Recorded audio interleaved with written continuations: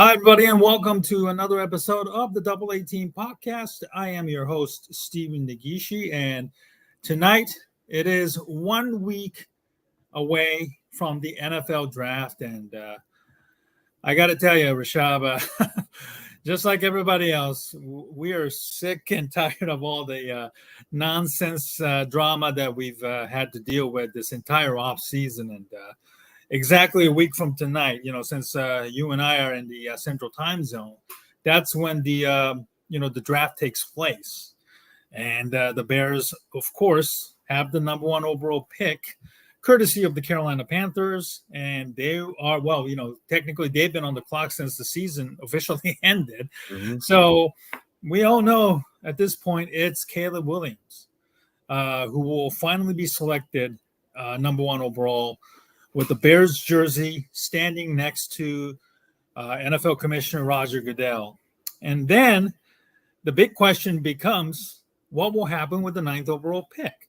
So I am pleased to welcome a familiar name within the Chicago Bears fan community, or if you're a big draft fan, and if you happen to be a Bears fan as well, you know this gentleman. He is the lead NFL draft analyst with the Windy City Gridiron. I am familiar with the Windy City Gridiron because I've had Lester Wildfong, who is the editor-in-chief, on my live stream a couple of times already this year. It is Jacob Infante. Hi, Jacob, and welcome. Thanks for joining me tonight, me and Rishab. I'm sure you know Rishab very, very well. Yeah. Personally, as well as also on social media scene as well. Jacob, we are finally a week away from the NFL draft tonight, exactly at this point. Where are you right now, mentally and emotionally, as we are only a 1 week away from the NFL draft tonight? I'm eager, honestly. Like this whole year-round process is finally coming to an end, and I'm excited to see who ends up in Chicago, because you can talk about however many prospects until the cows come home, but until you see who's on your favorite team's roster, a lot of it's speculation. So I'm very excited to see, whoever ends up in Chicago. It's crazy to think it's only a week away, but at the same time, I feel like that week is going to go by so slowly. I already know it. But, I'm really excited to find out. Yeah, it's been a crazy off season, where we had to deal with the Justin Fields stand versus Caleb Williams stands, which was, fueled by, the media, both locally and nationally. And, we've heard so much BS about Caleb not wanting to come to Chicago and play for the Bears. I was worried, at the time he was wanting to be closer to his home state of, Washington, D.C. and play for the Commanders. But now that, Justin Fields' trade has been long consummated over a month ago, I think that even the ardent fans who were adamant about keeping Fields is probably starting to come around about, Caleb Williams becoming the newest starting quarterback of the Chicago Bears. And I'm going to start asking this question to both of you. Rishab, let's start with you, because I've always had you for all the time. And, you've done your video on your YouTube channel, DaWindyCity Productions. If you're new, you should subscribe to Rishab's channel for all the great Bears content. But where are you right now emotionally about Caleb being drafted? And what is your kind of like a realistic expectation in this upcoming season now? Yeah, I'm super excited. It's finally here. I mean, we've been waiting for a long time. You said it best, like the whole fight between Caleb fans and Fields fans, where it was just like too toxic. Obviously on social media, it was a pain to, be a part of that, in the Bears fan base. And I'm just happy it's over finally, and that our whole fan base can come together now, accept, that Caleb is going to be our quarterback, and root for him, right? Because he is going to be the best quarterback prospect to ever be drafted by the Chicago Bears. I said that for Justin Fields, but I think Caleb is even a better prospect if you look at what he did in college football, right? So I think it's going to be a very exciting, time for Chicago Bears fans. And As for expectations, I'm not gonna be putting like, obviously like greatest rookie season of all time expectations like some people are. Like I've seen some people say, he has to have CJ Stroud numbers at the very worst to Yeah. be a successful, Bears quarterback, but I don't think that's the case. Like, but he does have to have, at least I would say like, 3,500 passing yards. Maybe that's like a good number with what the Bears have around him right now. We got Keenan Allen, we got DJ Moore, we got a pretty solid offensive line, I would say. We're probably going to draft, maybe a Roma Dunze if he, is available at number 9. That could be a possibility. Or, receiver in the second round, third round if we do get a second round pick, right? So the supporting cast is the best supporting cast, honestly, any Bears quarterback has had in like a long, long time. We added Shane Waldron, who is an experienced offensive mind. He already has experience, calling plays for other, quarterbacks, young quarterbacks, right? So it should be a good rookie season out of Caleb Williams. I'm not expecting us to, win the Super Bowl right away, but I think he should have, around 3,500, passing yards, maybe like 20 passing touchdowns. I don't know, like 11 interceptions. I think that's a reasonable expectation for year one. Jacob, what are your thoughts on Rishab's numbers? And is that something you're also, somewhere along that range, or do you have a little more higher expectations for Caleb Williams this upcoming season?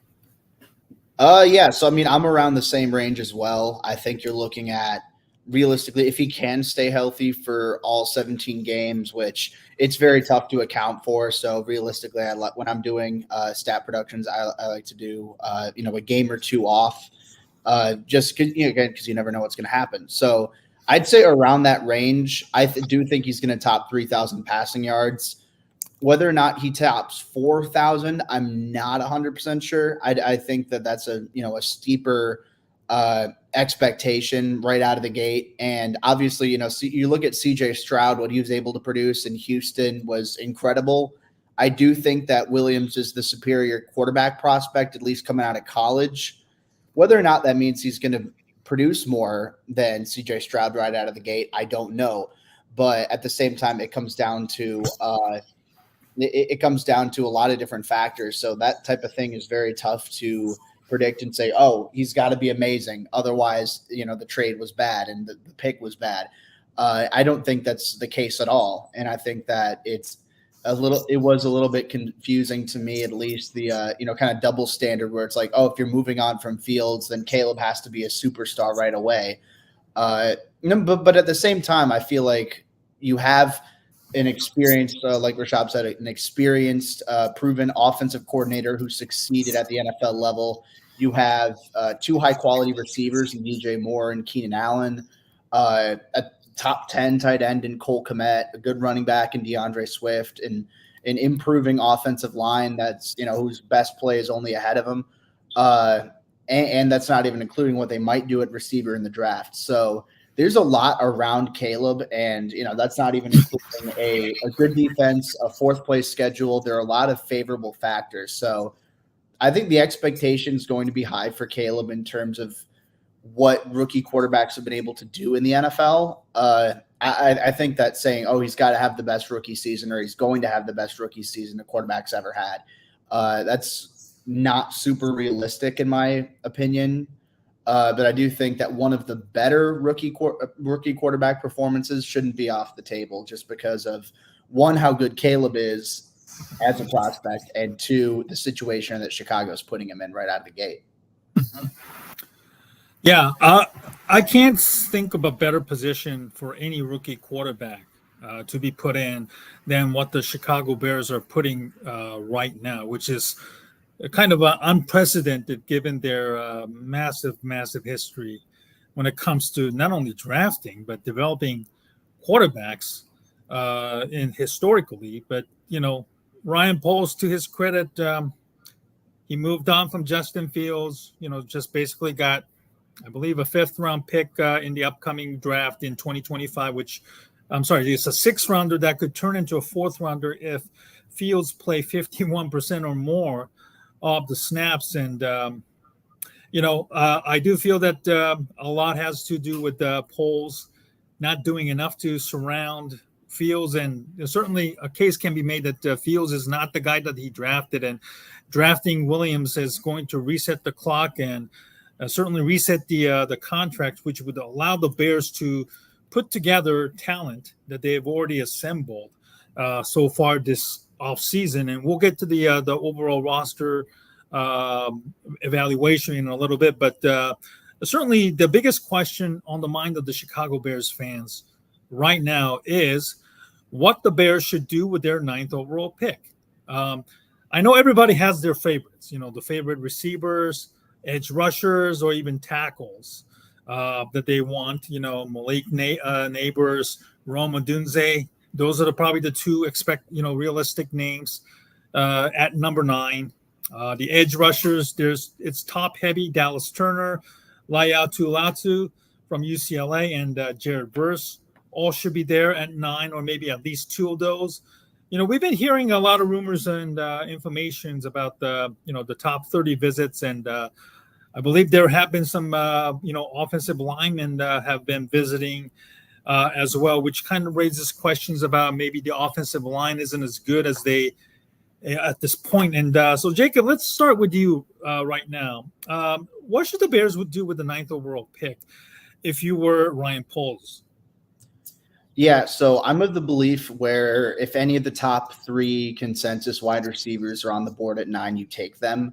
And that's, Marvin Harrison Jr., which he's not going to be there at 9, but, just for the sake of discussion, Malik Neighbors from LSU, and then Rome Odunze from Washington. So if you can get any of those 3, I think you stay put and you take them, simply because you have Keenan Allen, but he's only on a 1-year deal. Even if you do extend him, he's over 30. So realistically, he probably has about 2-3 more high-level years before he starts to fall off, realistically.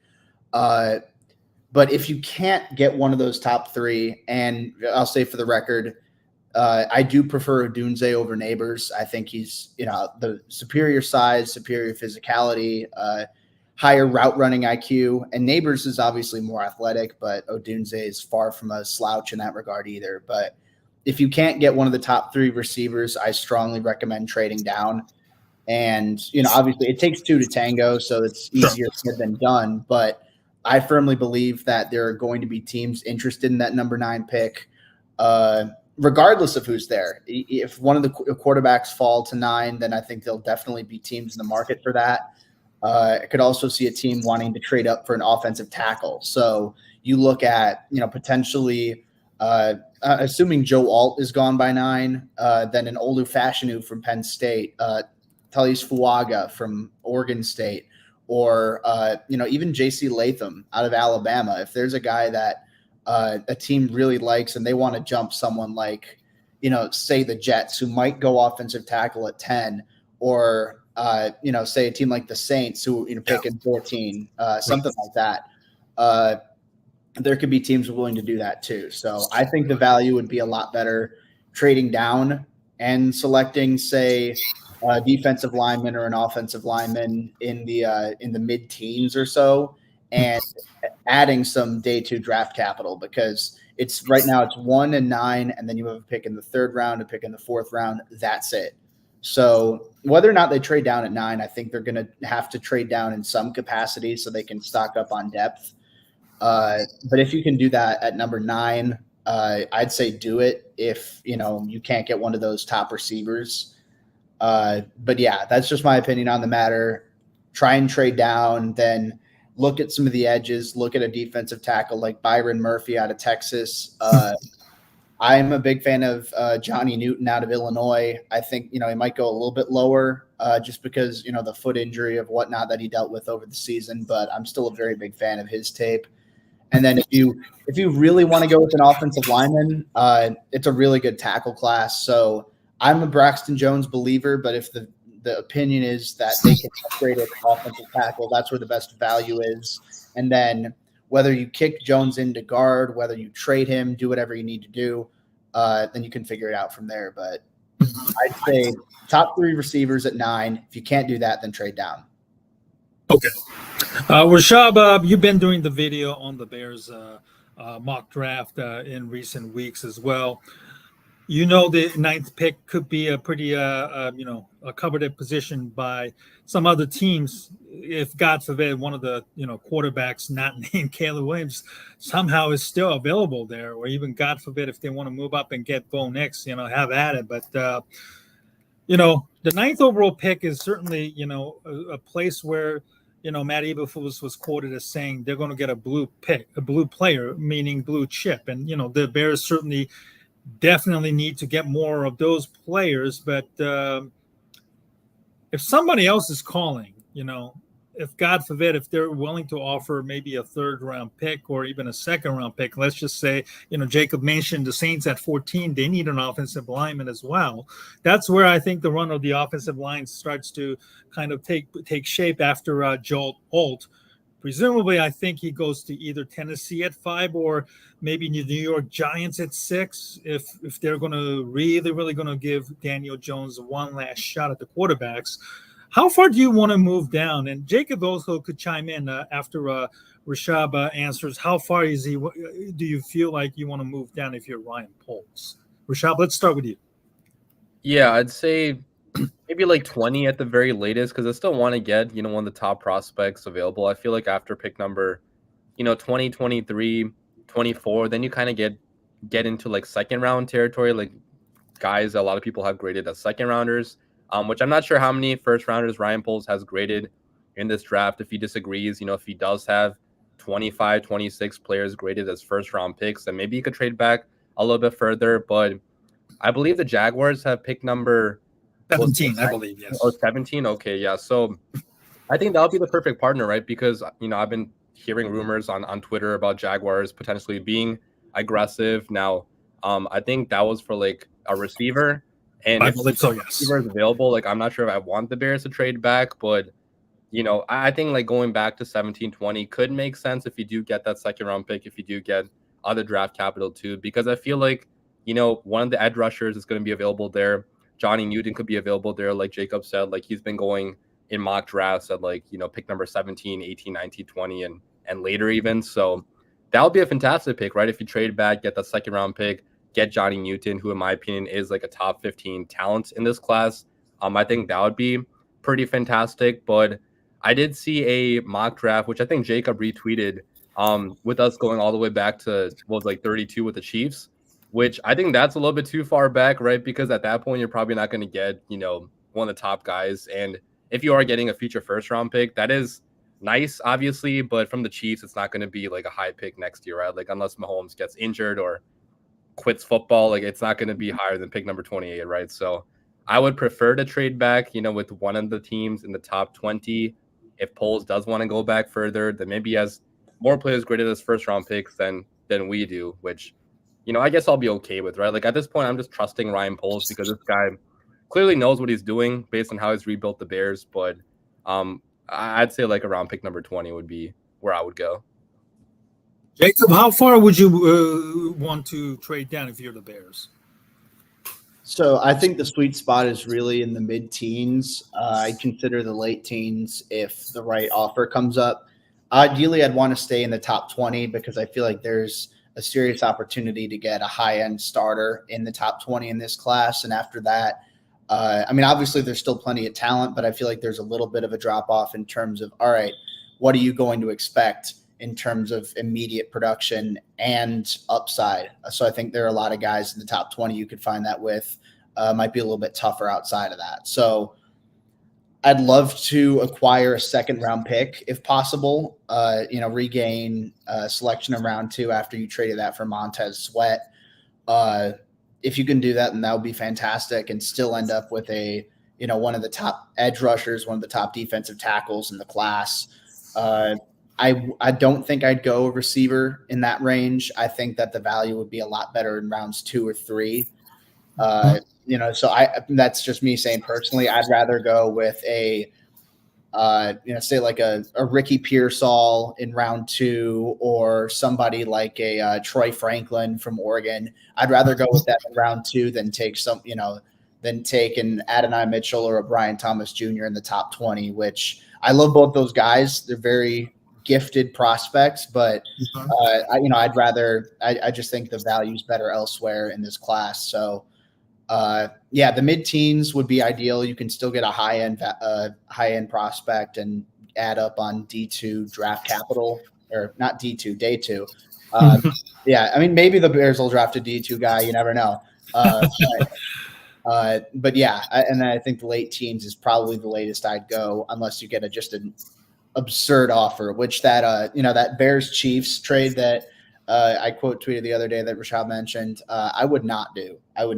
Absolutely not, just because that's the number 32 pick, and the Chiefs, yeah, again, unless something catastrophically awful happens, like they're gonna make it at the very least a deep playoff run. Like Mahomes has been in the AFC Championship every year he's been in the league. I have no reason to believe he won't next year. So I wouldn't value that first round pick nearly as high. So yeah, that's about where I'd trade down in the grand scheme of things. Around the mid-teens area. Okay, Yeah. That's a good position. Now, one of the biggest position of need for the Bears is the edge rusher. I'm pulling out your rankings of the top 5 players in each position, which can be found on the WindyCityGridiron.com page. Certainly, it's top heavy right now. Turner versus Latu are the top 3. I'm sure it's kind of different with the a lot of teams on the board right now. Dallas Turner, certainly a very popular name, but he is somewhat of a lighter side and somebody that many presume is better fit as a 3-4 guy. Jared Verse is a popular name. He's somewhat stiff on his hips, so obviously that could be something that needs to be worked out. Latu, we know all about him, was a terrific player at UCLA. Before he was at Washington, but he was actually medically forced to retire because of the neck injury. So that's a medical red flag as well. You have Chop Robinson, who's a very explosive pass rusher, but is short arm and thin. Chris Braswell of Alabama, probably a little bit overshadowed by Turner, but he is still a very good player on his own. Edge rusher, it's kind of top heavy, Jacob. The top 3 guys are probably going to be gone by within the top 20 right now. I have a feeling maybe the Bears can still, we talked about, you saying sweep spot would be the mid-teens to trade down. Out of the 3, Jacob, who do you think would be a realistic choice? Out of the 3, or even the guys you mentioned here, Robinson, if he's considered a first rounder as well, but may not be the kind of player that Matt Eberflus is fit the description. Yeah, and I keep going back and forth on this because I feel like all 3 of the edge rushers are so close on my board right now. And ultimately, I decided to go with Turner. I think that he has the highest upside. He's the best athlete out of the top 3. Long arms, just active in terms of how he uses hands and strings together moves to get into the opposing backfield. High motor type of guy, flexible pass rusher. So Turner would be the guy. If he's there at 9, I'd be fine taking him at 9. It wouldn't be my first choice. I mean, I personally would rather have like a Verse or a Latu if it means that I can also get a 2nd or a 3rd round pick along with that. But at the same time, I understand Turner has a very high ceiling and he has very good tape. So he'd be my top choice, purely from an ability perspective. But it's an interesting case with Verse and Latu because Verse, he's a little bit older as a prospect, but he's also explosive, very well refined in terms of how he utilizes pass rushing techniques and, strings together moves to win at the point of attack. High motor type of guy. Latu's kind of the same way. I think Latu's a bit more flexible than Verse, but also and maybe a little bit stronger too, but the neck fusion and the injury history. As someone on the outside, I can only speculate as to what the long-term future of Latu is going to be, but I just don't feel comfortable putting him as the edge 1 when there's like that glaring of a concern from a medical perspective. So yeah, I mean, Turner would be my guy. I'd be more than happy if the Bears traded back, got Verse, got Latu, and then ended up with a second rounder. I'd be doing cartwheels with a third round pick and maybe something else on top of that, like another day 3 pick. I'd be happy with as well. So I guess it all comes down to value. Ultimately, Turner's my top guy, but I do like the value of trading down for Verse or Latu. You're a Mizzou grad, and I was kind of surprised. You didn't put in your guy Darius Robinson, who happens to be here at number 4 on the defensive lineman ranking. Do you put him as maybe like an interior guy more so because he doesn't have the explosiveness to be like say a 4-3 defensive end that Matt Eberflus kind of craves?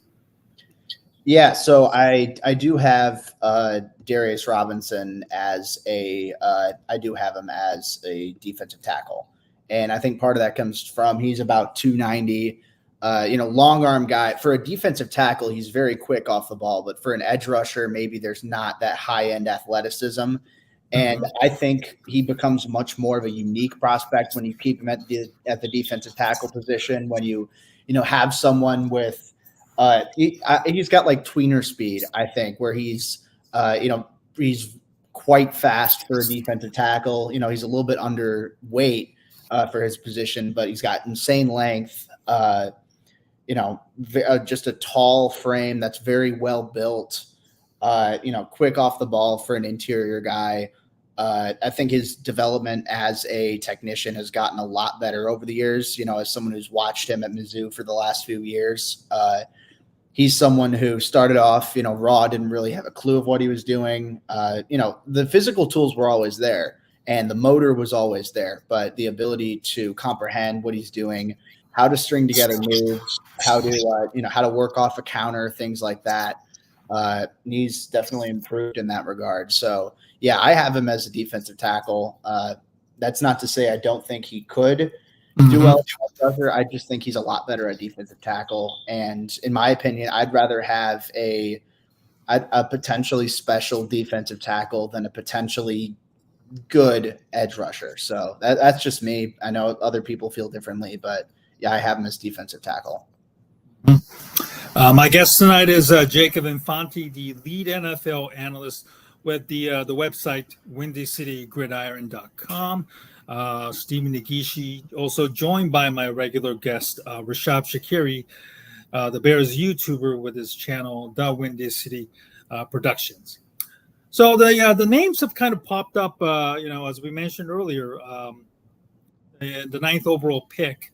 The names of Byron Murphy II of Texas, and also Brock Bowers of Georgia having to meet with the Bears recently. Those are probably, both players will more than likely be still available at 9th overall pick. So let's start with you, Rishab. Which player would you rather have, Murphy or Brock Bowers, if you were to stay there at 9th? Provided, or even if you have to trade down a little bit to get more picks?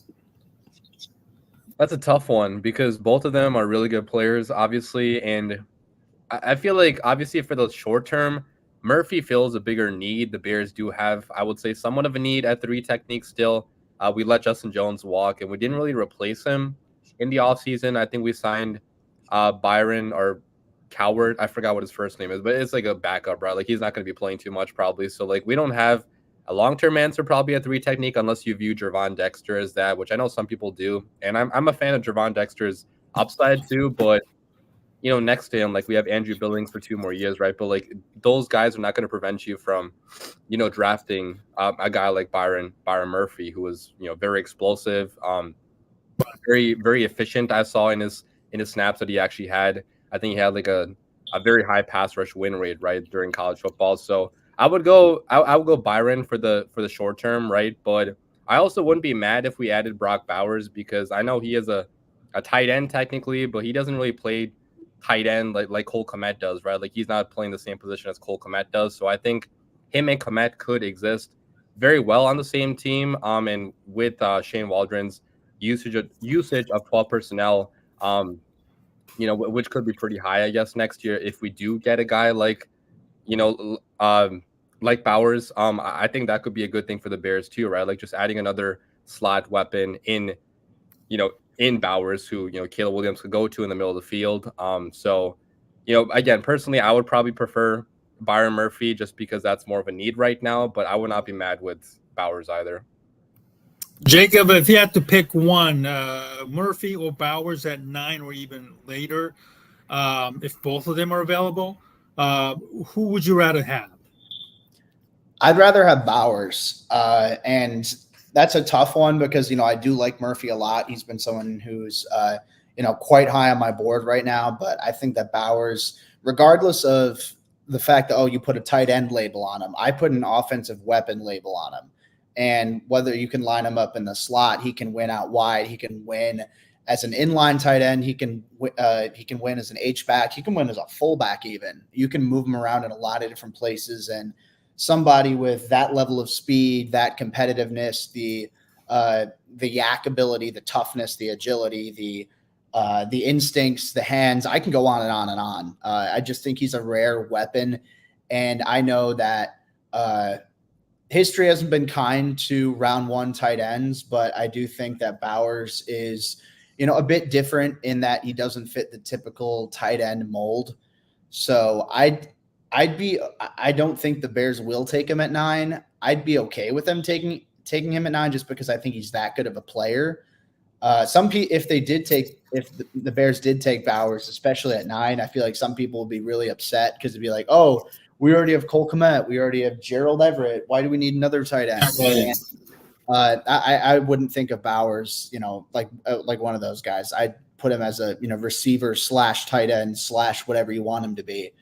I think his talent and his value to a football team kind of transcend the typical positional outline. So you don't see Brock Bowers as somewhat of a luxury pick like some people are claiming to be? I mean, in some case, I can understand the argument that Bowers is a luxury pick. I mean, especially for a team like Chicago, you do have bigger needs elsewhere. And but at the name of the game, I think it comes down to adding good football players. And obviously, there are going to be some exceptions, like you don't take a kicker in the top 10 or something like that. But you have potentially elite offensive weapon, especially in a league where elite tight ends don't have, elite tight ends are hard to come by, and the teams that do have them typically go pretty deep in the postseason. I think Bowers the guy that could be that. And that's no shade on Byron Murphy. I think he can be a high quality 3-technique defensive tackle. I know that Eberflus really likes those type of players, especially when they're as explosive as Murphy is, as high motored as he is, as strong as he is. I just think that Bowers is the superior pure value. I think he's the better football player at his position than, whatever position you want to call Bowers, than Murphy is at his. I'd be okay with Murphy at 9. I wouldn't be ecstatic. Like, I'm not jumping up and down if they take him. I'd be very, very happy if they traded down and took Byron Murphy. I'd be supremely happy with that. But if they take him at 9, I feel like there'd be better value elsewhere. But at the same time, yes, I see how much these defensive tackles are getting paid, especially guys who can rush the passer, and Murphy can do that. Right. I understand. I'd understand that train of thought. Mm-hmm. Yeah, because I know that with Eberflus's defense, the 3-technique is still a position of need, and even with the drafting of Zach Pickens and Javon Dexter, and Dexter really broke out toward the end of the season. It wouldn't hurt to add another talented, rusher from the inside, because you have to be able to, pressure from the middle. And the Bears fans saw last year how bad the offensive line was whenever they got a lot of push up the middle, and certainly getting a Murphy from to get more push from the inside and rotating, Dexter or even Zach Pickens probably kind of fell out of favor if Murphy is drafted or something, which can be a very, very interesting scenario where, even without the edge rusher on the other side as well. If they draft Murphy, Jacob, does that mean that, they have kind of soured on Zach Pickens, or do you think, am I reading too much into that? I mean, maybe. I think that, I mean, truthfully, and part of this is admittedly my bias, where I had a round 4 grade on Zach Pickens. I thought he'd be more of a rotational guy. And so if that's what he ends up being, then I'd be okay with that. I mean, it's a little steep for the first pick in the 3rd round, but Right. and it's still a valuable asset to have for a defense, especially considering how often teams rotate at the defensive tackle position. So I think it's more a value of, all right, you took a shot on Pickens. If you're taking someone in round 3, you don't think that you probably don't think they're going to be an elite player at their position. They can be a good starter, absolutely. And, that's not – there are certainly guys in round 2, round 3 who have developed into elite starters. But realistically, if you think a player has elite potential, you'll take him in the 1st round. And I think that you're looking more into Byron Murphy as someone who fits that archetype where on passing downs you can have Dexter as the pass rushing 1 technique. You can have Murphy as the 3 technique. You can switch the 2. You can rotate Pickens into the mix, have Billings in on rushing downs. I think there's a lot of versatility that you have there. And you also look at what the Eagles have done along the defensive line, where Ian Cunningham comes from being able to see the success that defensive line has had over the years with, how much they invest off the edge at defensive tackle. So even if the Eagles have, they're working with Jalen Carter, Jordan Davis, Milton Williams, Fletcher Cox, like that's a deep group. But it doesn't matter like necessarily if you use a 3rd round pick on a Milton Williams or something like that, because that's a good player who's going to make an impact for your defense regardless. So if Pickens can be even like that, I'll be very happy. I'm going into it not expecting he's going to be a full-time guy. I'd love for him to prove me wrong, though. I think the tools are definitely there, the size, the athleticism. But, yeah, I'd say Murphy, that's your chance of getting a potentially high-end 3 technique. I don't want to say elite because that puts a lot of pressure on Byron Murphy, but I do think he can be a high-end 3 technique, someone who can provide a lot of value at a relatively cheap deal, because you're seeing 3 techniques getting well over $20 million a year now. If you get Byron Murphy, it'd probably be like maybe $4 million a year, something like that. So, and someone with the potential to become one of those $20 million a year guys, there's a lot of financial flexibility if you can get a high-end 3 technique for cheap like that. Right. Arply Howard asked, I wonder what DL free agency is going to look like next year. Well, unfortunately, it looks kind of a little bit lean right now because Derek Brown just signed a massive deal to stay with Carolina, unfortunately. So that kind of removes one equation there. He is from Auburn. He played in the SEC. So it makes sense to lock them up as bad as Carolina has been. So it'll be very interesting to see what the Bears have plans for their interior pass rush, if indeed they do add, Byron Murphy, regardless of whether it's at 9 or later. One of the other questions that's kind of being popped out throughout this draft conversation is that the Bears are used to trading down, but a lot of people are asking maybe it's time for the Bears to swing for the fences and move up. And the popular question is, should the Bears move up and get Marvin Harrison or even Joe Alt? Rishab, I'm going to ask this question to you first. If the price is right, should the Bears move up and get either one of those players? And if so, who would you rather have? Yeah, 100%. I mean, I would rather have Marvin, I would say, because just like Jacob, I think Braxton Jones is fine. I think it could be a good starter for you for, even beyond his rookie contract, right? Because if you look at all the advanced metrics, if you look at his film, he was a decent left tackle where I don't feel like we have to upgrade on him. Now, if Joel Alt falls to pick number 9, then I'll be okay with selecting him and then moving Braxton Jones to, backup or guard, or maybe even trading him at that point. But Marvin Harrison Jr. would present the biggest, I feel like, immediate upgrade for the Bears, and he is a better prospect too, available in this draft as compared to Joe Alt. Both are phenomenal prospects, obviously, but Marvin Harrison Jr. could be a Bear for 10, 15 plus years. I very much think he's going to be a Hall of Famer, even though you shouldn't say that about any prospect, obviously, because it's still a crap dude before you see them play in the NFL. But I'm very confident saying Marvin Harrison Jr. is going to be, a very very high end prospect. So if you have the chance to get him, go to pick number, I don't know, like 5 maybe. If the Cardinals, I think the only way we could get him is if quarterbacks go 1, 2, 3, and 4. 4 being if the Cardinals trade out to the Giants maybe to get a quarterback, to the Vikings if they go up to get a quarterback, and if Chargers at 5, I think they should select a receiver. But Jim Harbaugh, knowing him, like he likes to build in the trenches. So like they could select an offensive lineman by trading back with the Chicago Bears potentially, right? And I'm not sure how much it would cost to go up to number 5. I think it would be at least one of the second round picks from next year, probably Carolina's second round pick, because that's going to be a higher pick. Maybe our third round pick this year, maybe another pick too. I'm not sure what the cost would be, but if the quarterbacks are off the board at that point, we won't have to be paying the quarterback price to go up, right? So I think that's the only way in which I'd be okay with going up to get Marvin, because I don't want to compete with other teams going up for a quarterback, because then we have to probably trade our first round pick for next year, which I'm not sure I'd be a fan of doing that. But if it's only, second round pick, maybe even both of our second round picks next year, I think I would be okay with doing that, because Marvin is that high upside prospect where you would have the best receiving core in the NFL, like by far next year if you get Marvin, right? So I would be a fan of surrounding Caleb with as many weapons as possible. And then, hopefully he would have a 4K yard passing season in his very first year. That would be possible with a guy like Marvin.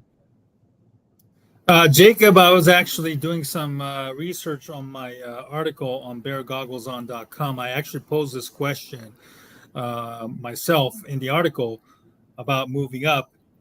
Bears giving up a second round pick from Carolina and their 4th pick, which is 122, move into the top 5 with the Chargers, getting their 5th overall pick, their 4th, which is 105, and the 5th round pick, which is 140, 4th and 5th round pick, both from this year. I used the overthecap.com's Fitzgerald Spielberger draft value chart. If the Bears do move up and get Marvin Harrison at 5, and if, God forbid, Jim Harbaugh is willing to work with the Bears, to give the Bears a favor, do you think this is enough, or do you think the Bears still have to give up a little more to move up around the 5th spot to get Marvin Harrison, if God forbid? Yeah. I think the Bears would have to give up a little bit more. I do think that, if you include the Carolina second round pick, that's going to be very enticing, especially to a team like Los Angeles, where they have a handful of needs. And it seems like by trading Keenan Allen, by releasing Mike Williams, I don't want to call it a rebuild, but they're retooling right now. I think that's the best way to put it. So what's supposed to be an early second round pick would be very valuable to them. I do think that I don't hate the idea of a pick swap for sure. I do think the Chargers would prefer to move up if possible. So I don't have the picks in front of me right now, but if you include, say, the 3rd round pick for Chicago and a 4th for the Chargers, a 3rd round pick to the Chargers from Chicago, and then the Bears get the 4th round pick, I think that would be decent enough value, I believe.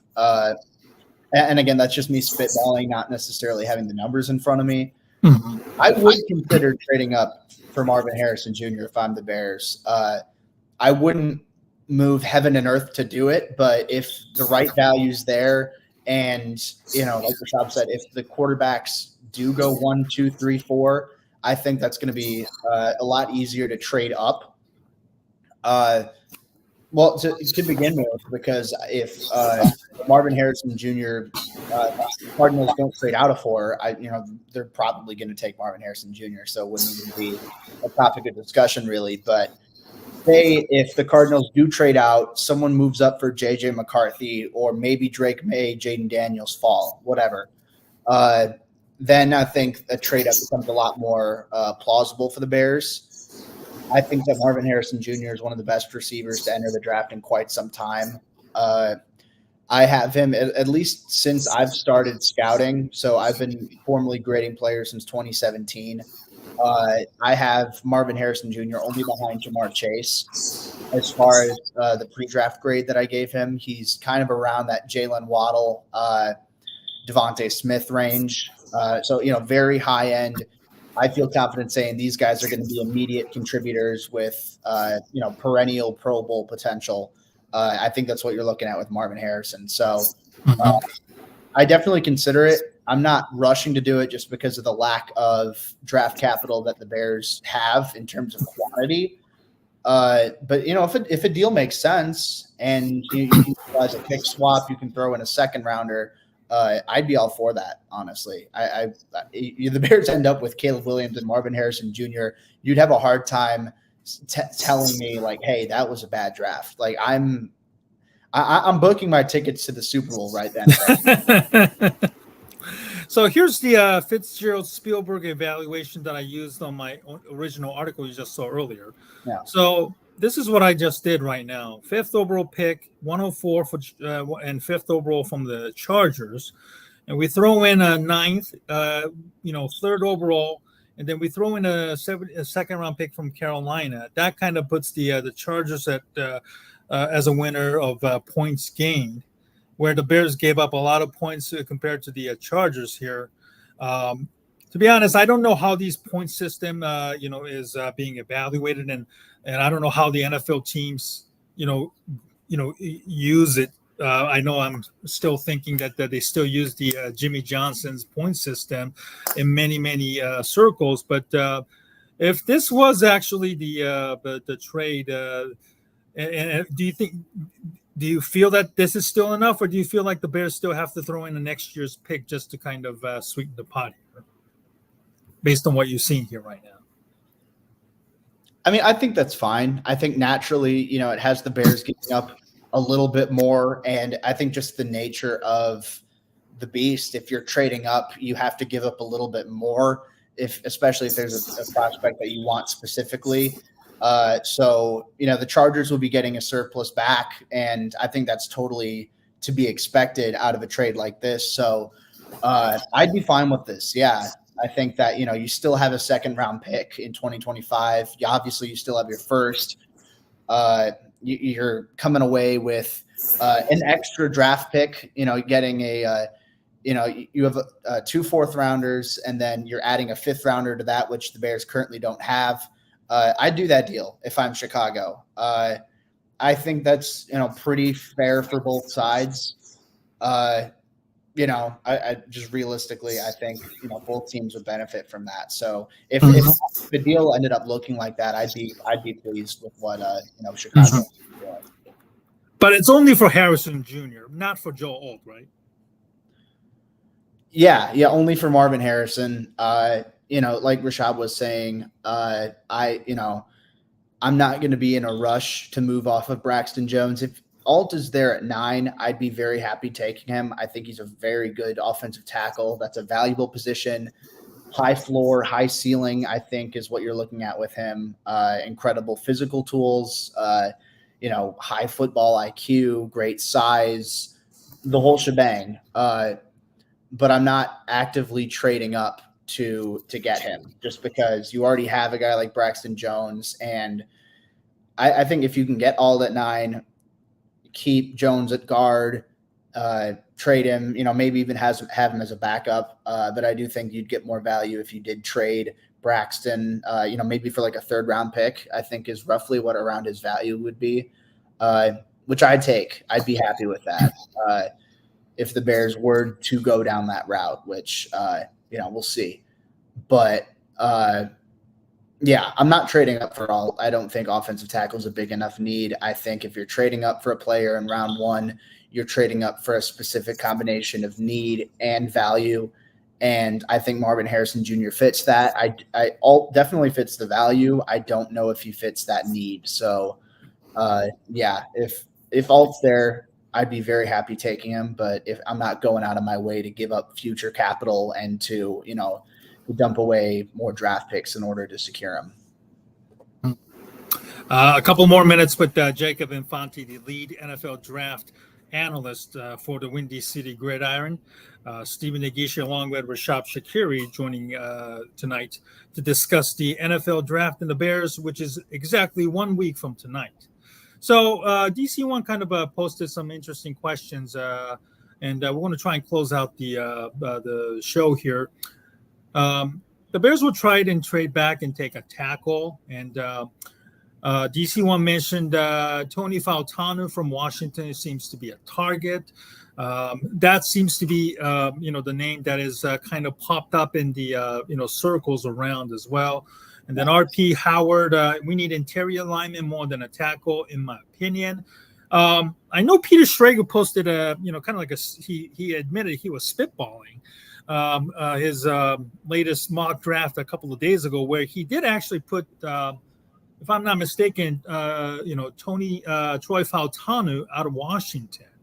And then said that maybe he's the guy that they can utilize as a utility lineman, which kind of, draw a lot of heavy, pushback from the fans. Like, we don't need it's not necessarily about the tackle being picked around the, the lower, like a mid-teens is should the Bears trade down, which I do believe, Fautanu is probably like in the mid, like it's somewhere in the 15 or 25 range, if you ask me.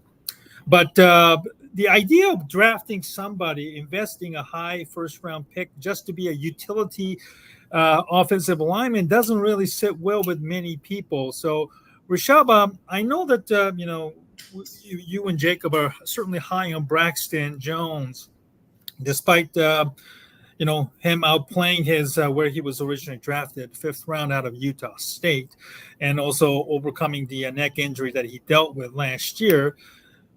Do you feel like the Bears mock draft having offensive linemen kind of indicates these experts they don't spitball? I know they say spitball, but they do have connections around the league. So do you feel like maybe the offensive line is something that Ryan Poles is putting a lot of emphasis on more than we like to believe in?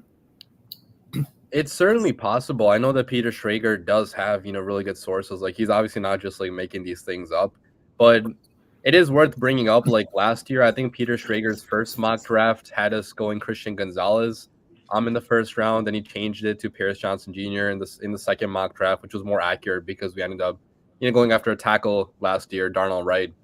So I'm more curious to see like what his second mock draft says, because I feel like right now it's too early to tell what Ryan Poles is going to do. And even like the next mock draft, like I don't think anybody really knows where Ryan Poles' head is at this year, just because the Bears don't have a glaring need per se. Like, I know we need defensive line help. We could use a receiver number 3, but like we don't really need anybody as bad as we did last year, right? So I think Poles could go a variety of different directions. But if he does go offensive line, like I'm not going to be mad about that, because, I, like many other Bears fans, spend a lot of time complaining about our quarterback's lack of protection. So like, I'm not going to complain if we add to that protection, but I just don't see anybody besides for Joe Alt and maybe Olu Fashanu, who was Caleb Williams' left tackle in high school. That would be, a worthwhile pick in the first round. Like maybe Fuaga too, but like Fuaga, where would you put him in his first year, right? Like right guard maybe, but like why would you draft a guard that high? Like, so, I still would like to go after a defensive lineman, receiver potentially, maybe offensive tackle if Alter, Fashanu was there, or maybe even Brock Bowers. Like I'd be okay with all those options, but I'm not so sure about, what Schrager had in his last mock draft. Jacob, what were your thoughts on people like Peter Schrager put offensive lineman in the draft, and saying that the Bears could use a utility offensive lineman, which really doesn't sit well with, I think, a lot of people, and I'm pretty sure you're like, what, yourself too, right? Yeah, so I think that really depends on the framing of utility offensive line, where you could see, all right, this guy's going to be the 6th man, or is he going to be someone who can plug and play at guard to start and then eventually move to tackle, which I'd be okay with. But again, like Rishab said, I love Fuaga. I think he'd be a great fit in Chicago, because my comparison to him was Darnell Wright. So I understand if Chicago really likes him. I wouldn't take, if the Bears want to have him at guard, then I think 9's a bit too steep for him. If you want to trade back a little bit in round 1 and then take a guy who you could kick into guard and then eventually move to tackle, I get that. That's fine. I'm a big fan of Fautanu as well. He's my offensive tackle 5, but it's a really good tackle class in my opinion. So he's someone probably a little bit later in the teens that you'd start to consider, but I think the athleticism, the length are there, the intelligence, the motor. So I'd be happy with him as well. A lot of different directions you can go in the first round if you're the Bears. I think that a guard in round 1 might not be the best use of draft capital, but again, I'll trust in polls at the end of the day. I like the approach of going heavy in the trenches. The Eagles did it. The Chiefs did it. This front office's roots are based in, high spending in the trenches in the draft. So I'd understand the train of thought there. Mm-hmm. Well, let me ask you a couple of questions, Jacob, and then we'll close out this show. We talked about trade down scenario, and then if the Bears do pick a edge rusher or even Byron Murphy in the first round after trade down, and then get a second or a third round pick. We know that the depth of the wide receivers in this class is simply outstanding. Yeah. And, there are a couple of names after even the top 3 are more than likely be, drafted pretty high. Maybe we could see like 7 or 8 receivers in the maybe top 50 slots there. We already mentioned Ladd McConkey, Ricky Pearsall. There are a couple of others out there. Troy Franklin was also mentioned. Guys, Xavier Legette, very good player, but only 1 year, one good season at South Carolina. Keon Coleman from Florida State, originally from Michigan State. Somebody that's not really higher, rated high, maybe as an X receiver, but which sleeper receivers do you like for the Bears to get in the second or even third round? Yeah, so I'll just operate off of third round for the time being. If they acquire a second rounder, then that would be fantastic. But if the goal is you do end up picking in round 3, I think if Xavier Legette's there, I think that'd be a very good addition. Just because he's you're easing him along slowly. He's someone with a little bit more of a raw route tree, but he's extremely fast, extremely powerful.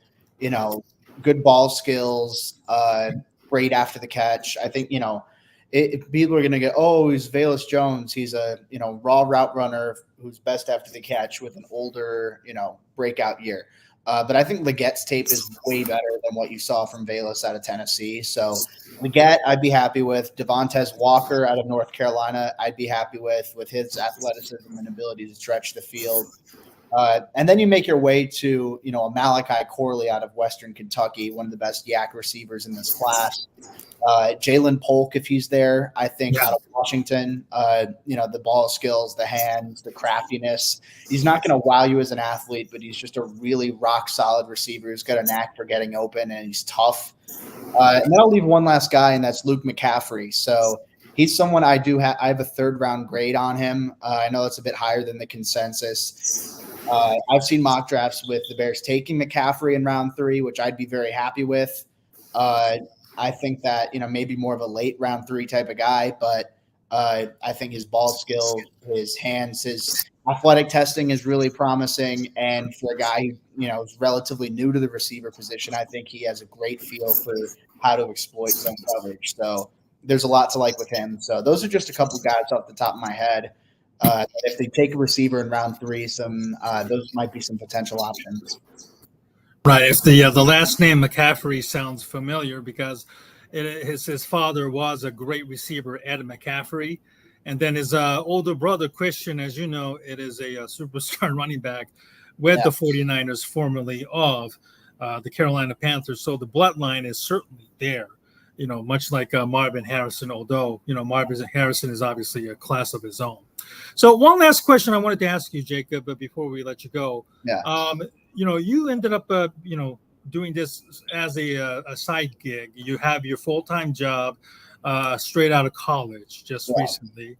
I think a lot of people are who, always wondered, like we for old school people, we've had, Mel Kiper, who's still going strong, and now we're starting to see, the younger, generation of draft experts, like Daniel Jeremiah, Field Yates, Jordan Reed, and Matt Miller, among others.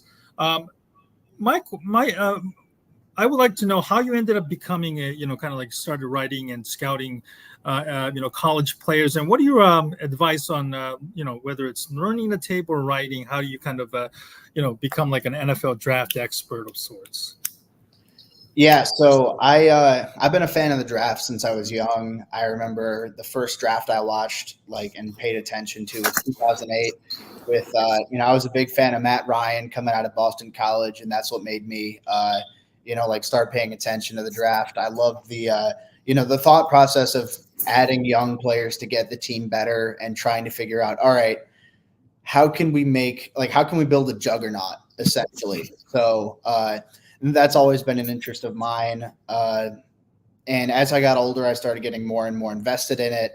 Like I said, 2017, I started actually watching players and formulating my own opinion based off what I saw on tape. And I think it's a matter of, one, reading a lot. You have to, digest a lot of information. And even if you've played football for a long time, there's still a lot about projectability and a lot about, how a player is going to translate at the next level that, you can learn from other people, even if they didn't play football professionally or in college, what have you.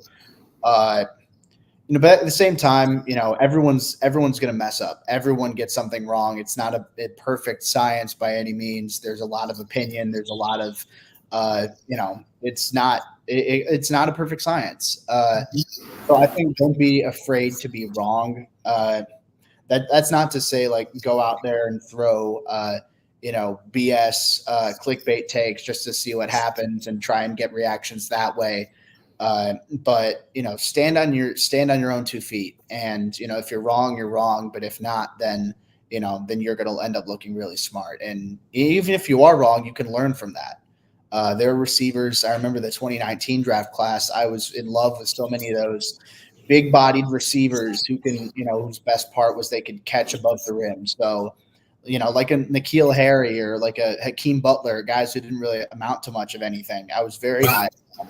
And, that affected the way that I grade receivers. It changed the way I look at the position. And I'd like to think that my scouting process is a lot more sound now because of that.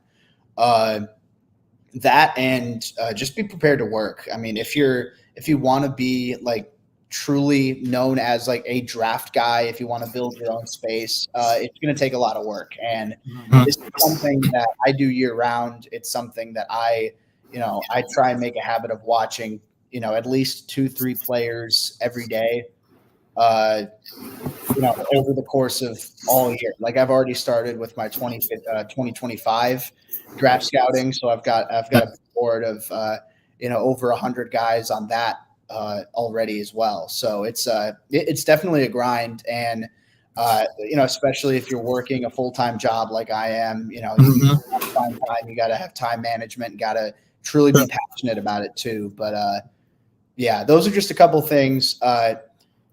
Digest information, learn from your mistakes, and work hard. I think that's, the work hard sounds a little bit cliche, but, I truly think that, people see the work that you put in if you truly do put it in.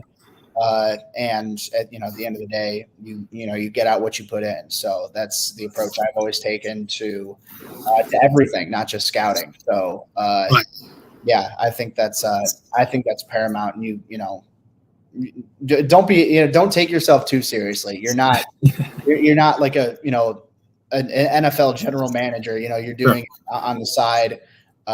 Don't think that you're the end all be all. Be willing to listen to other people, but at the same time, trust your gut. You didn't play football growing up, did you? Or did you do any football? A little bit, yeah. I played a bit in high school. So I obviously I didn't play in college. So growing up, I was around the game. So that does help a little bit. I'm not going to sit here and say like, oh, I was a star varsity wide receiver or anything. Like I was a backup. Like I'm not going to lie. So physically that wasn't in the cards for me. But I learned a lot about the game mentally, and being around. Eventually, I stopped being I stopped playing in high school, and then I started serving as like a student analyst of sorts on the coaching staff. So that was a great experience being in the in the coaches room, in the film room with the coaches, and getting to be in communication with them. It's still great to be around the game. So even if you're not an All-American by any means, you could still learn a lot about football by just being around it. Well, on that note, we're going to close out this show, and I appreciate all the people commenting tonight. And RP Howard was one that was asking a lot of good questions, and I thank you for nice words on this live stream. Certainly having both Jacob and Rishab, both well known within the Bears fan community in the social media circle, has helped a lot. And I appreciate you, Jacob, and I'm sure you're just as eager and as excited that the draft is finally here next week and it's just be over with all the nonsense we had to deal with this off season.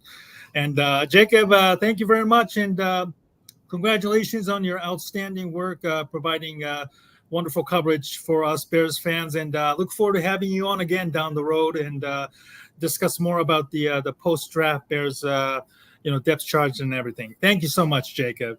Of course, Stephen. Thank you. Thank you guys both for having me on. I appreciate it. Thank you very much.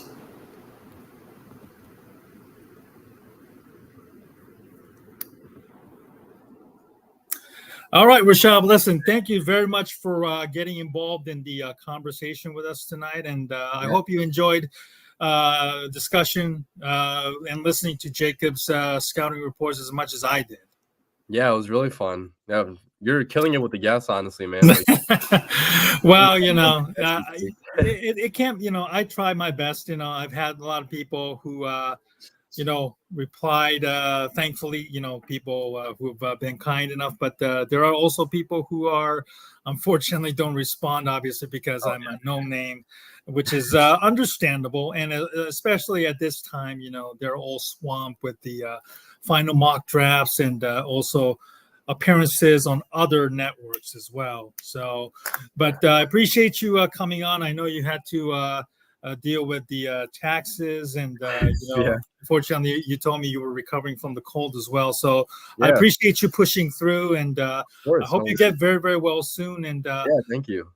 But next week, just like last year, you're having your draft stream show both on Thursday or Friday, or both days, correct? Yeah, I'm doing both Thursday and then Friday. But on Thursday, I'll probably only be doing half of the round because we only have pick number 9, right? So unless we trade back, like I don't think I'm gonna stream the entire first round. Right. Probably maybe like first half, if that's cool. Right. So let me know which day you prefer to come on, because I'll be streaming both days. Absolutely. I was a guest last year, and I'm very, very honored to be joining on your live stream once again. By the way, programming note: tomorrow night I'll be doing the regular, usual live stream with my co-host Ken Fang from Awful Announcing, and then next Monday we have Arjun Menon, who is a NFL analyst and who's a very, very well known within the analytics circle. Very, very excited to have him on. I'll let you know more about the dates and time. If you don't know Arjun, you should definitely follow him on Twitter if you can look it up. He is a Michigan student, probably basking in the glories of Michigan winning the national title this past year. And, he also made his debut on the NFL Network recently. So I strongly suggest you find him and follow him. He offers tremendous information when it comes to the analytics.